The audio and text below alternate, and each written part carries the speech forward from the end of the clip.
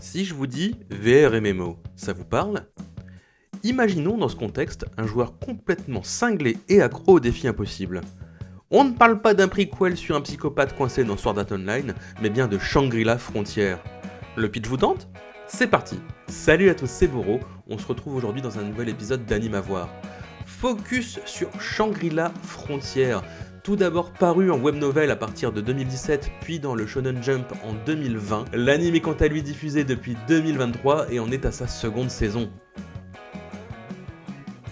Suite à la mise au point d'une technologie VR MMO, à savoir des Meporg, comme ils disent dans le game, des tonnes et des tonnes de jeux du genre plus ou moins aboutis sont sortis et ont créé tout un florilège de boosts vidéoludiques. Il n'en fallait pas plus pour faire le bonheur de notre héros, Haruko, alias Sunraku. Adepte de ces jeux horribles, tryharder jusqu'au bout des ongles, il met un point d'honneur à maîtriser les pires jeux. Ayant enfin terminé une des pires bouses, il commence à être épuisé.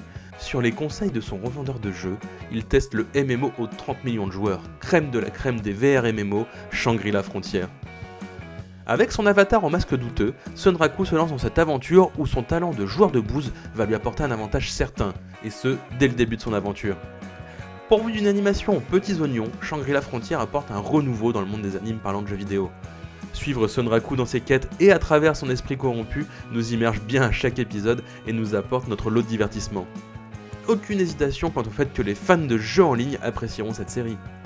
Si la vidéo t'a plu, n'hésite pas à t'abonner.